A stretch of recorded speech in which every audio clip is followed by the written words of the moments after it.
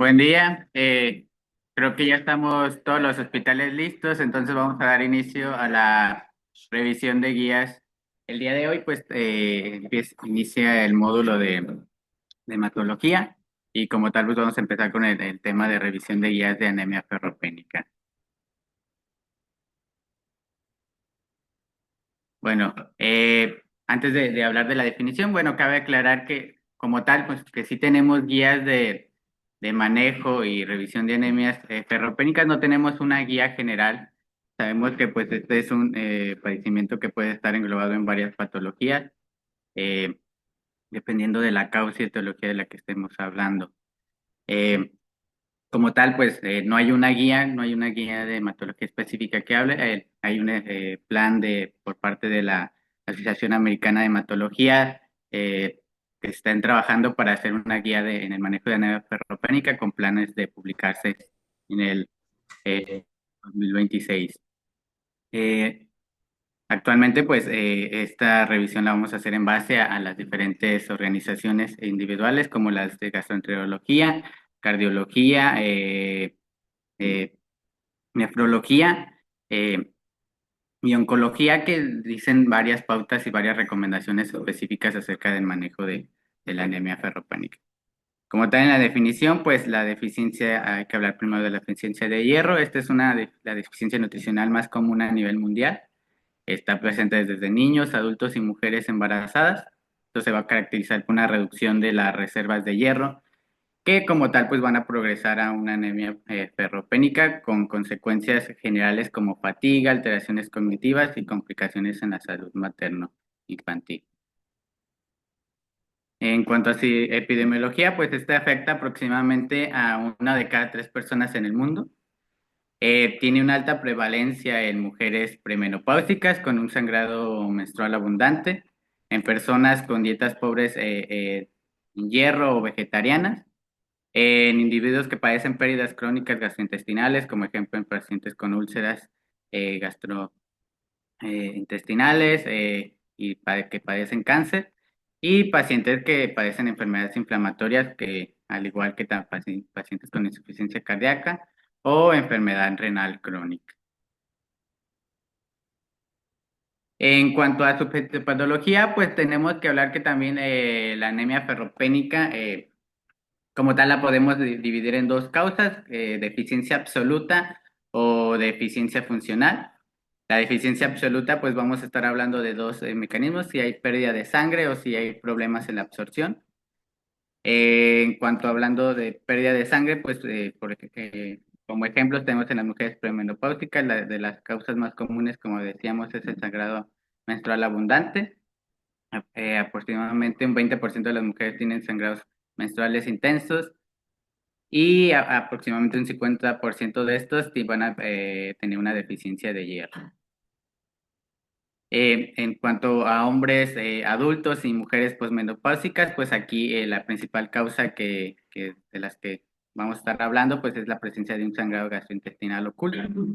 Y de causas, pues tenemos varias: el consumo de AINES, úlcera péptica, el cáncer de colon, la presencia de angiodisplasias, pólipos, y bueno, se describe que el riesgo de malignidad posterior a diagnóstico de anemia ferropénica a los 2 años es de un 6% en los hombres y un 9% en las mujeres.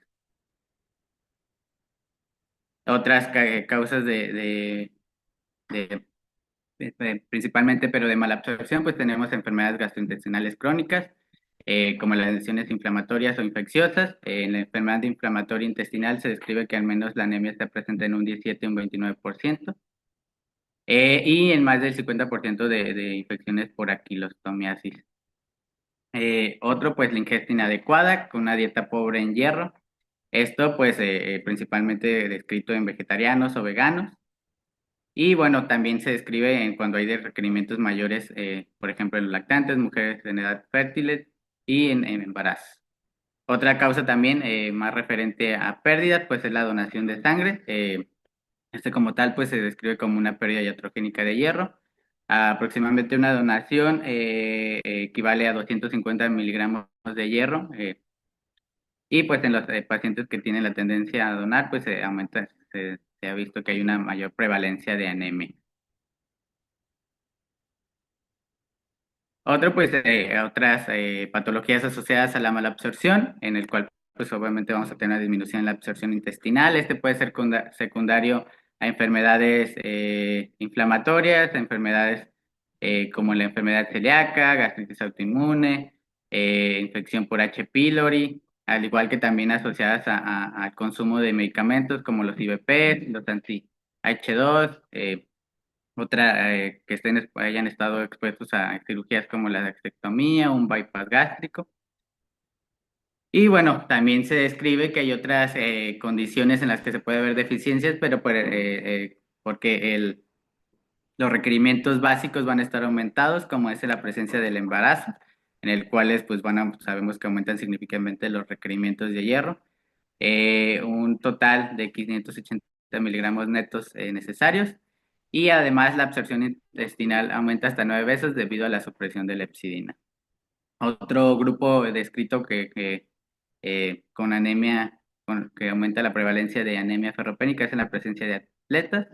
Este va a estar presente hasta en el 35% de las mujeres, y 11% de los hombres van a describir que tienen la presencia de insuficiencia de hierro. Esto se describe que es debido a una mala absorción. En algunos casos, hemorragia gastrointestinal inducida por el ejercicio, menstruación intensa y las pérdidas por sudor, así como el aumento de la eritropoyesis. Algunas particularidades en algunas enfermedades específicas se describe, por ejemplo, en la enfermedad renal crónica, que aquí hay un aumento de la hepcidina elevada por la inflamación y también inducida por las toxinas urémicas. En este se describe más como tal una deficiencia funcional, en el cual pues a ver, no tenemos como tal pérdidas o disminución de los eh, requerimientos de las reservas basales, sino hay una alteración en la homeostasis de esto.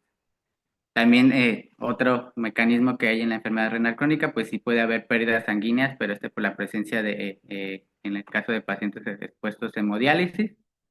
Y bueno, en este hay una respuesta disminuida a la eritropoyetina o a los análogos de la eritropoyetina.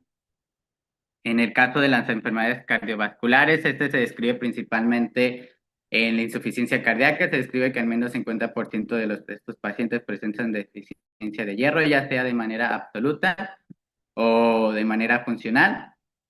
Uno de los mecanismos es también una inflamación crónica, y también las alteraciones que pueda tener en la disfunción renal, y como tal, pues sabemos que esto puede provocar un aumento de la hepcidina. Eh, un mecanismo de manera muy general es que hay una menor capacidad mitocondrial oxidativa, y pues este también junto con la anemia pues puede agravar los síntomas como la fatiga y la disnea, que pues son los síntomas pivote en insuficiencia cardíaca. Y bueno, como tal, pues todos los otros estados inflamatorios crónicos, pues también pueden ocasionar una deficiencia, como es en casos de inflamación sistémica por enfermedades oncológicas o autoinmunes. Y bueno, porque en estas pues puede estar la presencia de hierro secuestrado en el sistema reticular endotelial, y que pues como tal no va a estar disponible para la eritropoyesis. Esto, bueno, como tal, pues el tema de anemia y anemia ferropénica y toda la fisiopatología puede ser muy extenso. Nada más es una imagen general en la que nos habla de los diferentes mecanismos, las diferentes vías en las que está el metabolismo del hierro. Y bueno, que es un poquito ya repetir lo que mencioné ahorita. Y como decía, bueno, cabe si bien lo que decía, este es un tema que nos podemos llevar varios temas, varias presentaciones platicando. La intención de aquí era pues hablar un poquito de las generalidades en el manejo, y posterior ir hablando de las particularidades en base a las guías que sí nos hacen recomendaciones puntuales en cuanto al manejo de una anemia ferropénica. En cuanto al diagnóstico, las recomendaciones generales, estas recomendaciones y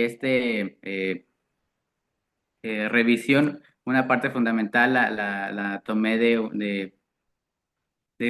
un consenso de expertos que se publicó hace un mes, que al final les puedo enviar en el grupo la bibliografía. En este, pues se hacen la revisión particular, este se hace una revisión particular de varias de las guías actuales. Y bueno, una de las recomendaciones generales en el diagnóstico, pues tenemos que no hay que usar el hematocrito ni la hemoglobina como único criterio diagnóstico. De manera general, pues la ferritina va a ser el marcador preferido, pero puede estar hay que tener en cuenta que puede estar elevada en procesos como inflamación. Y bueno, de manera general hay que saber que se necesita una combinación de pruebas para mejorar siempre la precisión diagnóstica. Algunas de las pruebas generales y los valores diagnósticos sugeridos, pues bueno, una de las maneras de abordar el diagnóstico es con la realización de ferritina. El corte tradicional que dicen las guías de manera general es menor de 15 picogramos por litro. Este va a ser hay que aclarar que este es un valor sensible, pero cuando tenemos ausencia de inflamación. En casos en otras guías se describe que pues hay otros valores de corte como que son de -30 y hasta de -50 en adultos sin inflamación. Otro parámetro que se mide en un perfil de hierro, que es una de las partes del abordaje fundamental, es la saturación de transferina. El valor diagnóstico sugerido es debajo de 20, este por lo general es un poquito más estándar en la mayoría de las guías. Y este es un valor que es más confiable en la presencia de inflamación. Como tal, la medición de la hemoglobina y el volumen corpuscular medio, pues los valores que vamos a ver en la presencia de una anemia ferropénica, obviamente va a ser una hemoglobina baja, y un volumen corpuscular bajo, pues va a sugerir la deficiencia de hierro, pero hay que aclarar que este puede estar normal en etapas tempranas del desarrollo de una deficiencia de hierro. Otro, pues, es la realización de la medición como tal de volúmenes en los eritrocitos hipocrómicos o cantidad de hemoglobina en los reticulocitos, pues un volumen menor, perdón, de 29 picogramos.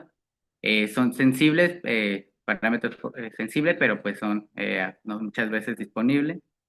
Y como tal, siempre en el abordaje inicial, pues la realización de un frotes periférico, pues en el cual pues vamos a buscar la presencia de hipocromía, microcitosis o células en lápiz. Pues este también nos va a ayudar, no como tal específico para el diagnóstico de anemia ferropénica y deficiencia de hierro, sino también nos va a ser útil para descartar algunas otras causas de anemia. Como tal, este algoritmo es uno de los que me parece un poquito más visualmente más práctico. En este como tal, pues manejan los valores de ferritina tradicionales. Y como tal, pues este engloba principalmente cuando nosotros tenemos la sospecha de una anemia, una deficiencia de hierro, pues lo que tenemos, primero que tenemos que hacer, pues es la realización de una biometría completa. Obviamente, uno de los parámetros principales que vamos a solicitar también a este momento, pues es la solicitud de ferritina. Y como tal aquí nos marca que luego no lo dicen como tal todas las guías, pero que sí es práctico la medición de una proteína C reactiva. ¿Por qué? Porque como dijimos, los niveles de los procesos inflamatorios crónicos pues pueden estar asociados a una alteración en la transferrina principalmente y pues esto nos puede variar en los cortes y en la interpretación de nuestros resultados. Así en pacientes que tienen pues la presencia de anemia, pero y una PCR normal con una ferritina menos de 15, pues hay que pensar ya como tal que se trata de una deficiencia de hierro. En el caso de anemia, pero una ferritina mayor de 15, igual una PCR normal, pues aquí hay que pensar otras causas de anemia. En el caso de la presencia de anemia, pero con la presencia de una inflamación crónica, o sea, con una PCR elevada, una ferritina debajo de 15, pues sí nos va a sugerir una deficiencia de hierro, pero en el caso de, de una, eh, de una ferritina que está en rangos no bajos, pero en rangos intermedios entre 15 o 150 más o menos nos dice este algoritmo, pues hay que hacer otras mediciones, evaluar otros parámetros que nos hablen de que si hay una deficiencia de hierro, como es lo que ya mencionamos, la presencia de la saturación de transferrina, un corte estándar es de 20, pero este algoritmo, pues si vemos, nos dice que un corte debajo de 16, pues es ya altamente sugestivo, al igual que las otras mediciones, como el volumen corpuscular medio, con un volumen menor de 25 picogramos, como ya hemos mencionado, así como pues lo que ya mencionamos, los otros parámetros del frotis y que nos pueden ya como tal englobar en el presencia de una inflamación crónica, pues la presencia de una deficiencia de hierro. Otras de las recomendaciones particulares que se nos hacen es en el caso de la guía CADIGO, en el abordaje de enfermedad renal crónica, pues bueno, esto nos dice que la evaluación inicial pues sí debe de complementarse con hemoglobina, una saturación de transferrina, la medición de ferritina y la medición de reticulocitos. En este, pues, unos valores que hacen mención que vamos a abordar después en cuanto a tratamiento, pues es que valores de ferritina menores de 500 y una saturación menor de transferrina eh, menor de 30, pues esto ya nos va a hacer pautas de como tal, no definición de deficiencia, pero ya nos hacen recomendaciones de que aquí ya podemos empezar a iniciar el tratamiento de suplementación IV. Igual en el caso de enfermedad renal crónica en estadios de 4 a 5 sin anemia, pero con ferritina menos de 30 y una saturación de transferrina menos de 20 y presencia de síntomas, pues en esto también ya nos hacen de mencionar que considerar tratamiento y recalcar esto porque pues bueno, no, hay que saber que pues vamos a tener que definir de qué enfermedad estamos hablando, hablar de las particularidades del paciente en el que estamos enfrentando. Porque si bien vemos aquí, como tal, hablando de enfermedad renal crónica, pues no tenemos que hacer la definición estricta de anemia, de deficiencia de hierro, para ya estar hablando de que vamos a necesitar que tenemos recomendaciones de una suplementación. En cuanto a las enfermedades gastrointestinales, pues aquí hay varias recomendaciones que nos hace la Guía Americana de Gastroenterología, así como la Guía Británica de Gastroenterología.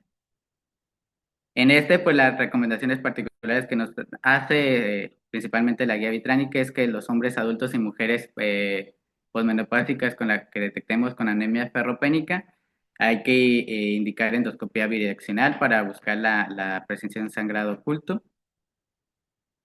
Y en pacientes que tienen anemia, pero no tienen la presencia de ferritina baja, hay que individualizar la decisión de estos procesos endoscópicos versus, dependiendo de la decisión del paciente y del contexto, pues hacer un tratamiento de prueba. En el caso de la cirugía bariátrica y enfermedad celíaca, pues aquí se nos recomienda hacer haciendo una evaluación del estado férrico periódicamente. Y bueno, en el caso de la enfermedad inflamatoria intestinal, pues realizar pruebas aún en ausencia de anemia, también estar haciendo una evaluación proactiva de los niveles de hierro en nuestros pacientes. Y bueno, recalcar, como ya decimos, que la inflamación, otra vez repitiendo, la inflamación pues reduce la confiabilidad de la ferritina, por lo tanto en un marcador que sabemos pues nos podemos ayudar, pues es la saturación de transferina con un valor de menos de 20%.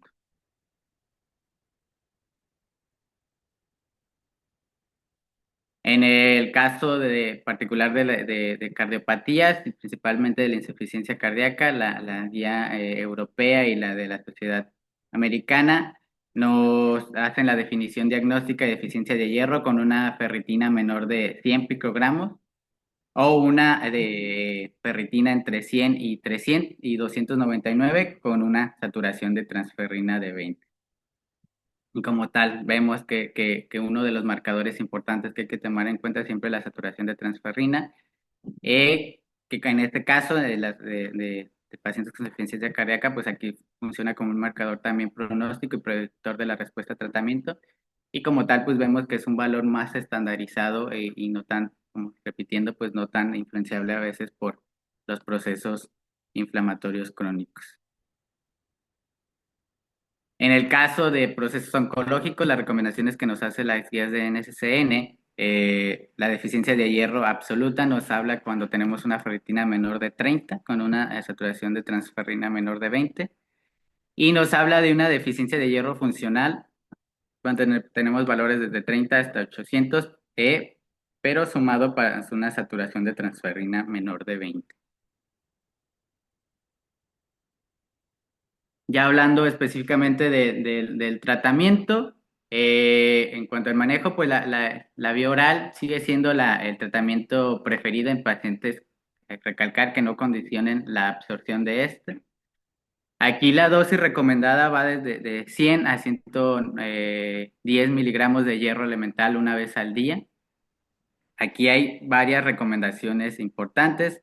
Las dosis en días alternos para mejorar, se escribe, esto principalmente referido por las guías de gastroenterología. En pacientes que tengamos intolerabilidad por los efectos secundarios o gastrointestinales, pues las dosis en días alternos pueden aumentar la tolerancia. Sin embargo, pues esta es una recomendación, es débil, por poca evidencia, pero altamente aceptada en los consensos revisados. Otra parte importante de la suplementación con hierro es que, pues bueno, está descrito, como antes se mencionaba, antes se ponía que las dosis eran varios días al día.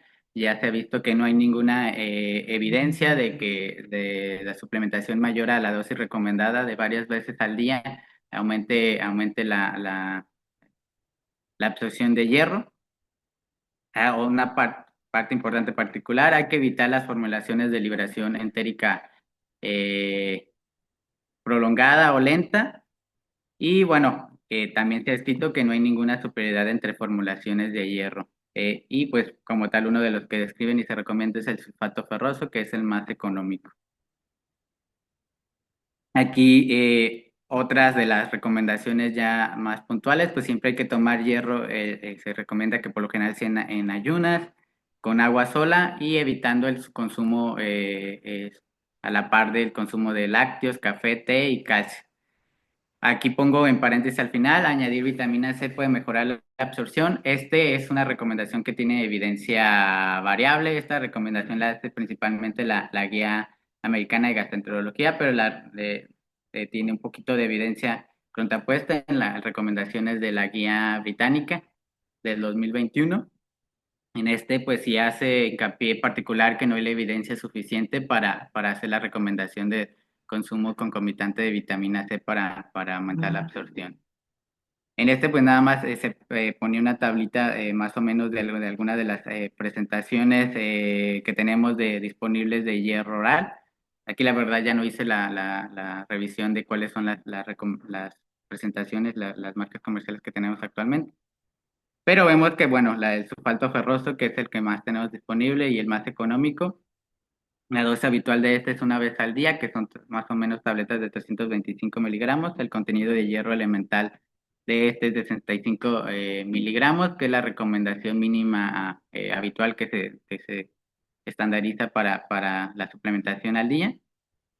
Y bueno, este es el recomendado como primera opción. Existen otras presentaciones como el fumarato ferroso, el gluconato ferroso, el hierro polimaltoso, eh, el hierro liposomal, que tiene buena disponibilidad y tolerancia, pero es costoso, y el citrato férrico, que puede tener mejor tolerancia a la enfermedad renal crónica y también nos va a ayudar a reducción del fósforo.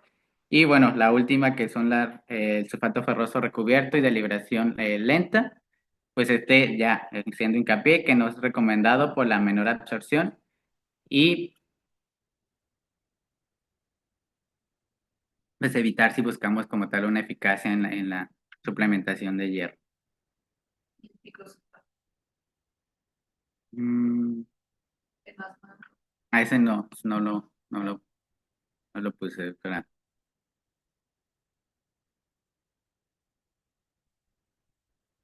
Y bueno, otra de las opciones en el manejo va a ser el manejo con hierro intravenoso.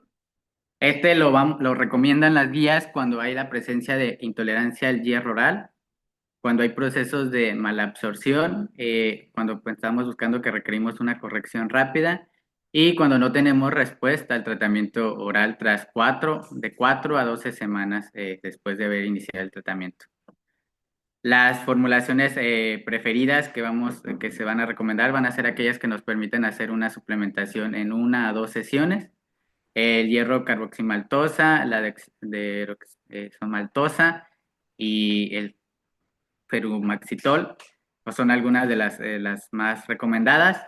Aquí una de las recomendaciones que, bueno, creo que ya se ha platicado en otras sesiones, es que la seguridad de la infusión de estas reacciones, eh, por lo general, las reacciones graves es al menos de un 0,01%. Eh, por lo general se describía que antes del 2000, las primeras, cuando salieron las primeras presentaciones de, de, de, de hierro, contenían algo otros agentes que eran los que tenían gran contenido antigénico y tenían más riesgo de hacer reacciones a la infusión. Sin embargo, pues ante esto ya lleva varios años que de las nuevas presentaciones, pues todos estos han cambiado en el mercado y realmente ahorita el riesgo de reacciones es bajo, al menos de reacciones graves. Como tal, pues por lo tanto la premicación no está recomendada de forma rutinaria y como tal, si hay antecedentes de reacciones, pues hay que cambiar la formulación o usar una infusión más lenta. Aquí, bueno, creo que se perdió. Ahí tenía la revisión de una de las principales. Hay una bibliografía que también se las paso aquí al final. Es de las que hacen principal referencia a las guías, en el cual es una revisión de las reacciones transfusionales en grupo de más o menos 12,000 pacientes. Y en el cual pues se ve que incluso en estos casos las reacciones las reacciones a las infusiones se ve que es mayor en pacientes con, bueno, de hecho aquí tengo la bibliografía abajo, pero se me olvidó, pero se perdió la, per- la slide.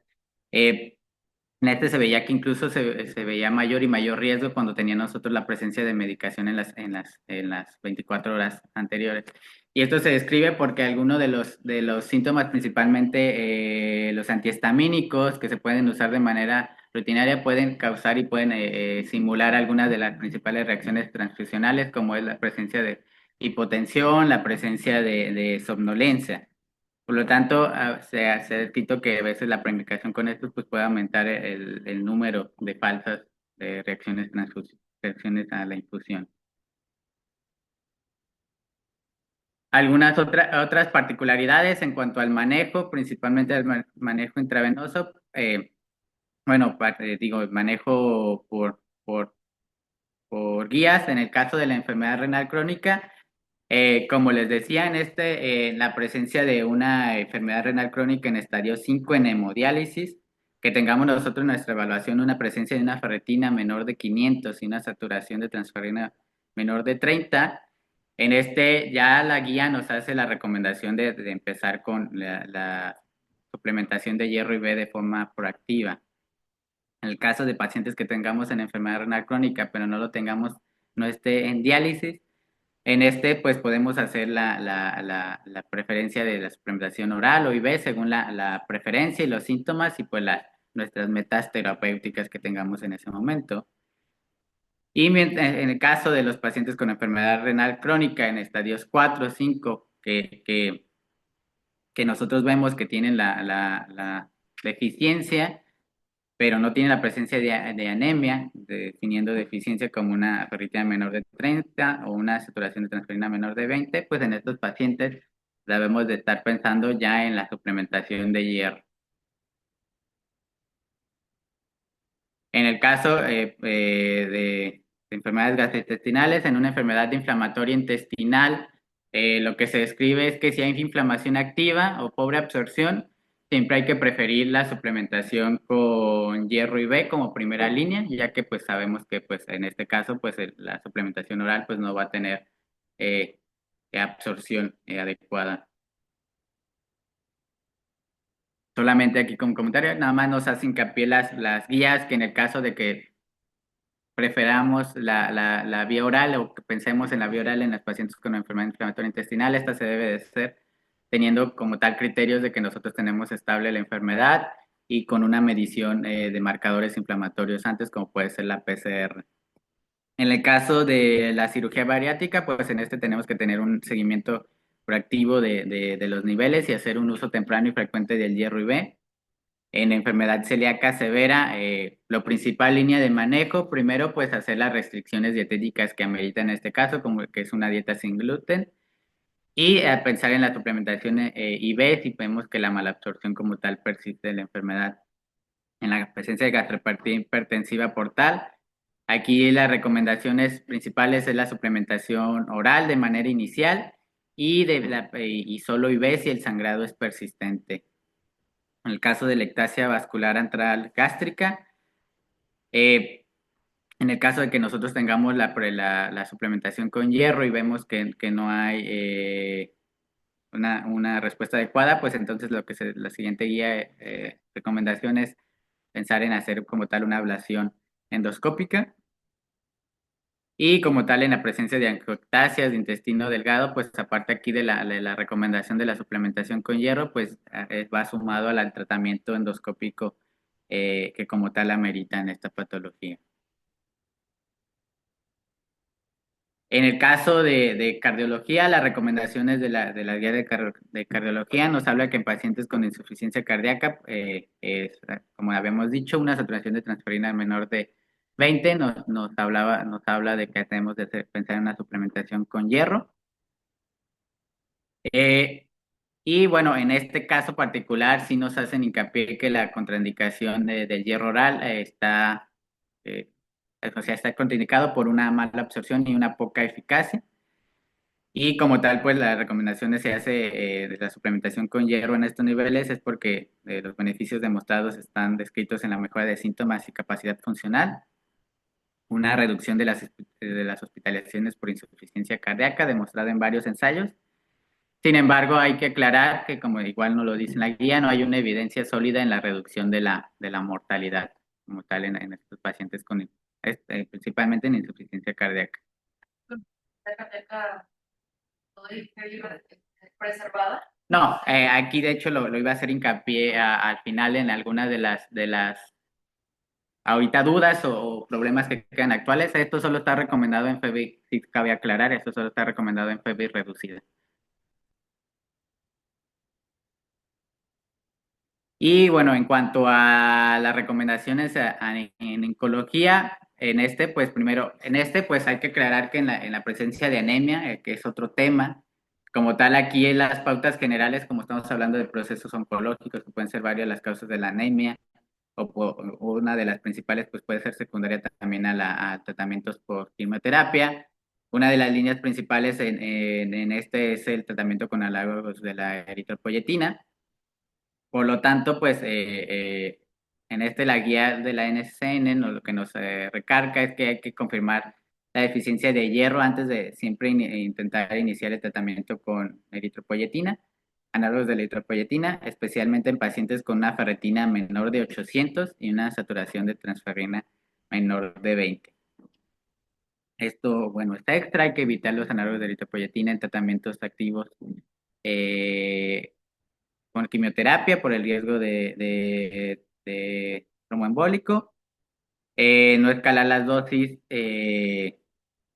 de análogos de eritropoyetina si no vemos respuesta a las 6 semanas, y aquí es evaluar la adherencia y también, como tanto, retomando otra vez, el proceso de inflamación y la presencia de una ferropenia funcional. Aquí nos recalca que hay que evitar la suplementación con hierro IV en infecciones activas o durante el tratamiento el mismo día que las antraciclinas.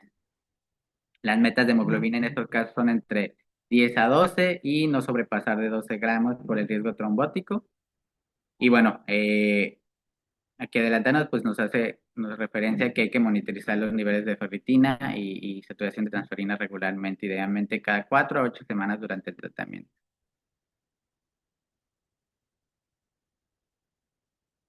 Y bueno, perdón, ahí se cambió el orden, pero bueno, otra vez ahí en las referencias de cardiología, pues era un poquito lo que ya mencionábamos. Eh, las recomendaciones que van principalmente con suplementación IV, y pues la vigilancia proactiva. Y bueno, otra vez haciendo hincapié en cuanto al tratamiento intravenoso, principalmente pues para que se nos quede aquí un poquito más memorizado, pues que las reacciones graves son extremadamente raras. La premedicación y test de dosis de rutina no son recomendados. Y bueno, una de las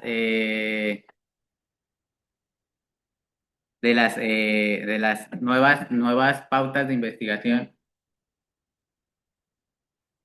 problemas actuales que se han descrito es la presencia de efectos adversos como la hipofosfatemia, principalmente con el hierro carboximaltosa.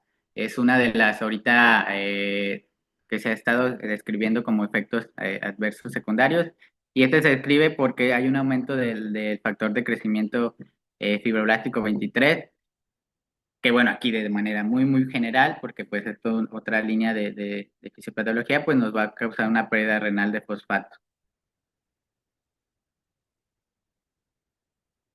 Pues nada más son algunas de las recomendaciones muy generales de tres, faltan más también tipos de presentaciones IBs, de los más comunes, las dosis estándar y los tiempos de infusión.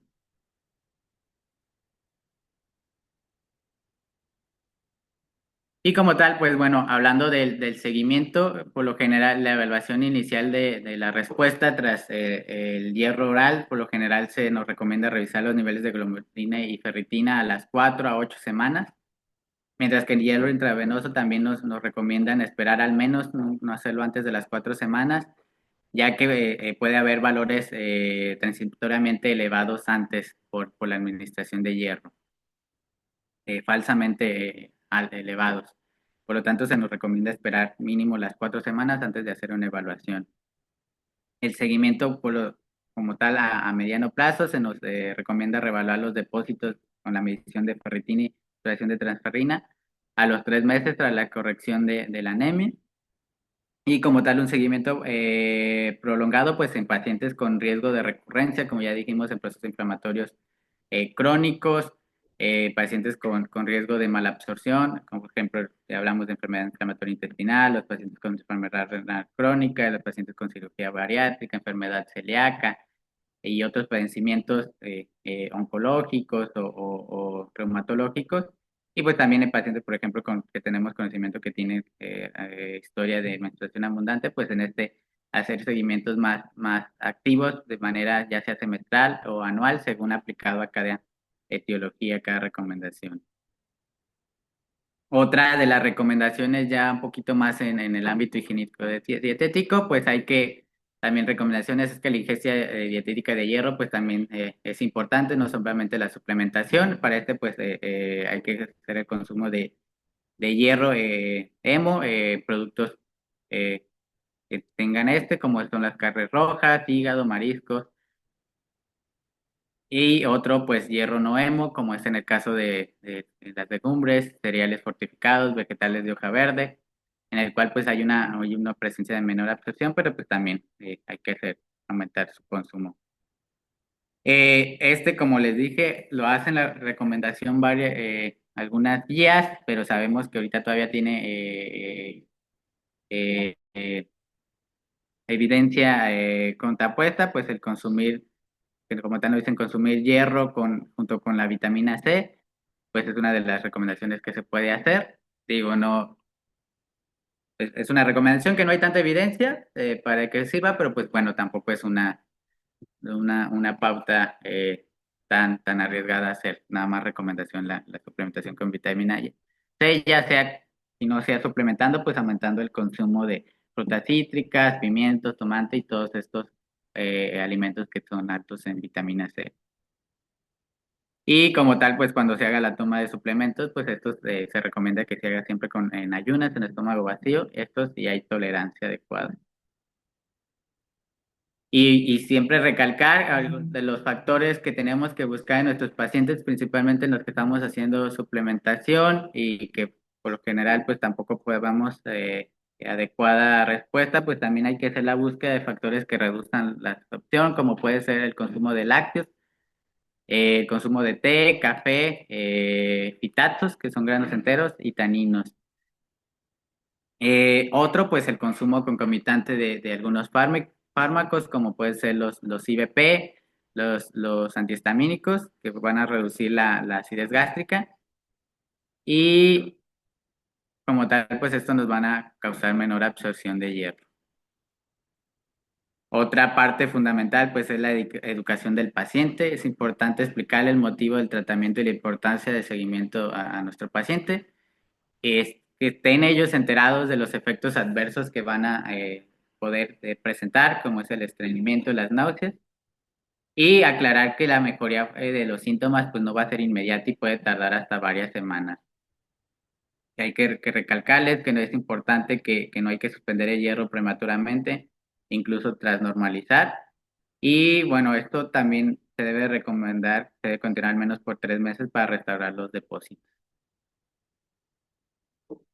Otro, pues, es obviamente en las recomendaciones, pues, es la prevención, pues haciendo hincapié en las poblaciones de riesgo, como las mujeres en edad fértil, principalmente pues los que tienen riesgo por menstruaciones abundantes de pérdidas.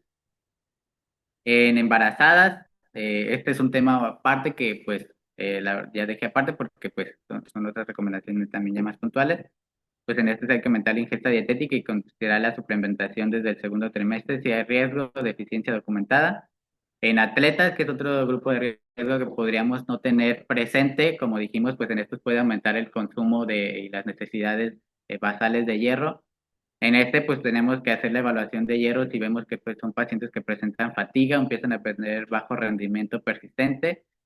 Y pues en esto se nos recomienda hacer el aumento de consumo de hierro, vitamina C y pues recomendarles evitar el exceso de lácteos y de café. Otro grupo de pacientes es los donadores frecuentes de sangre. Sería recomendado idealmente pues hacer una medición de ferritina antes de donar, que ellos al menos supieran sus niveles si son donadores proactivos, que pues está muy bien, siempre hay que fomentar esto, pero pues que al menos también en este abordaje, que ellos tengan una medición basal de ferritina o de una evaluación como tal de los depósitos de hierro para saber pues si hay que aumentar los intervalos entre donaciones y que hay que estar haciendo una suplementación de hierro en estos casos. Así como también se llega a recomendar que podemos hacer una suplementación de hierro como tal por donación, pero pues aquí pautas y dosis y tiempo específico no lo recomienda, no lo hace hincapié bien estas recomendaciones de consenso. Y luego, bueno, problemas actuales que no tenemos un consenso, pues fue uno de los que ya vimos de manera general. No hay un acuerdo global sobre el valor óptimo de ferritina o saturación de transferrina. Si bien el nivel de saturación de ferritina estándar básico es menor de 15, en el cual ya nos está hablando de que va a haber una presencia de una anemia ferropónica por lo general o ya hay una deficiencia de hierro, pues esa no es la pauta general, porque tenemos pacientes, como dijimos, tenemos otros pacientes en el que hay unas deficiencias funcionales, en el cual el riesgo como tal no es una deficiencia absoluta. Por lo tanto, otras pautas generales de saturación de transferina, que por lo general el estándar es de 20, pero ya vimos que por lo general en algunas otras guías nos hacen niveles un poquito más altos, desde menor de 30. Entonces, pues tenemos que empezar a individualizar los pacientes.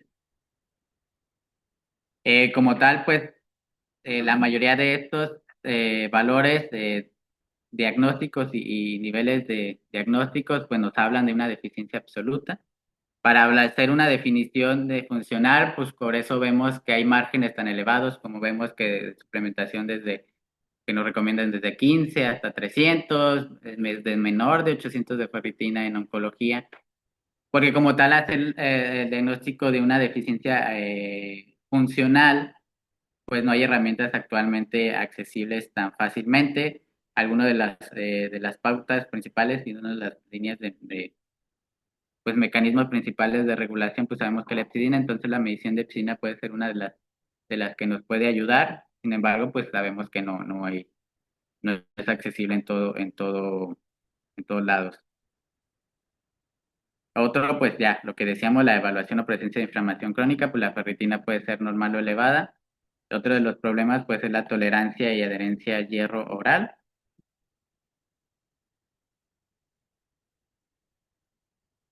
Y otra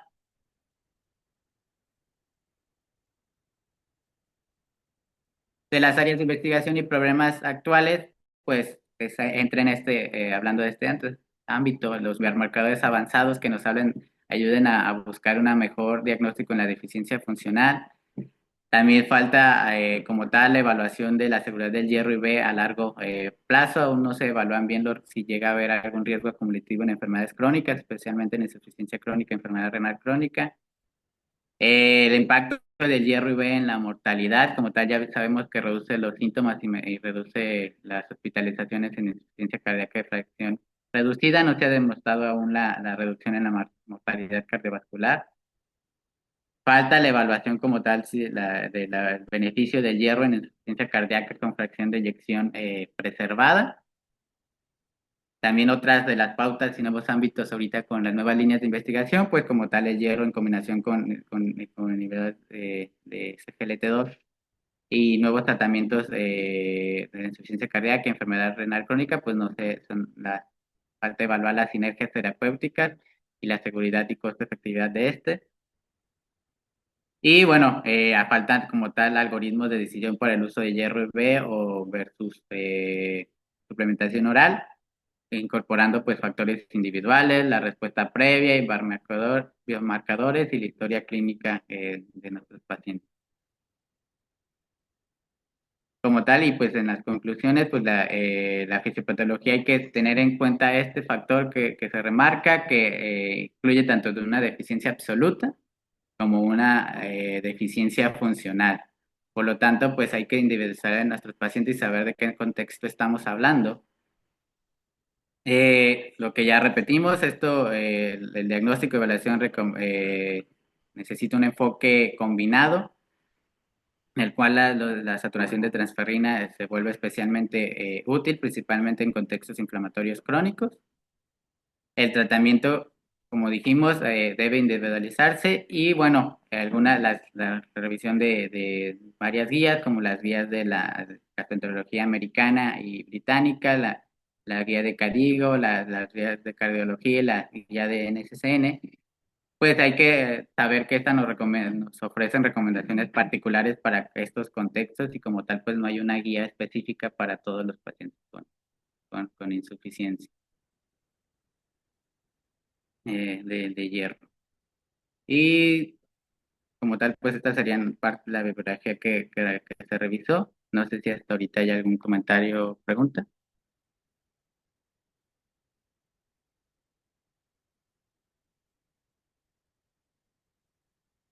De enfermedades autoinmunes, ¿había algo de información?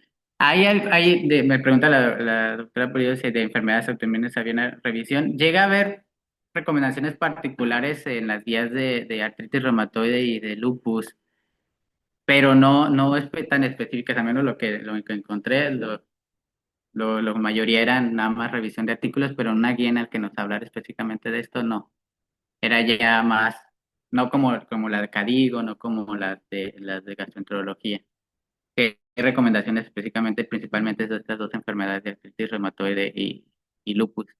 Que ya por extensión pues ya no incluí, y que al final el abordaje de estas, o al menos la manera de verlas general, al menos en los conceptos actuales y en las guías de consenso de revisión, principalmente de esta de Benson, eh, los tratan como enfermedades inflamatorias crónicas, o sea, guiarnos por los mismos marcadores y el algoritmo que dijimos al inicio, ver si hay un proceso inflamatorio crónico actual, si vemos que hay una PCR o BCG, dependiendo de con qué estamos hablando, la inflamación o actividad de la enfermedad inflamatoria actual, pues guiarnos en otros valores y no solo los valores estándar. Como dijimos, una saturación de transferrina puede ser un marcador inicial estándar que nos puede ayudar y no con la ferritina, no guiarnos que una ferritina menor de 15 o menor de 20, pues si está arriba de este, pues descartamos que haya ausencia, sabemos. Sino que pensar en estos, principalmente lo que voy es pensar en estos como que pueden estar con una deficiencia funcional y no una deficiencia absoluta. qué es lo que hacen hincapié las nuevas guías, los nuevos consensos.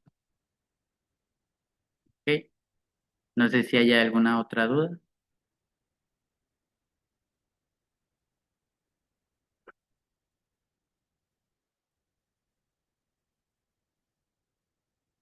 Creo que no. Bueno, si no hay ninguna duda, pues creo que podemos dar por terminada la sesión y creo que vamos a hacer la evaluación.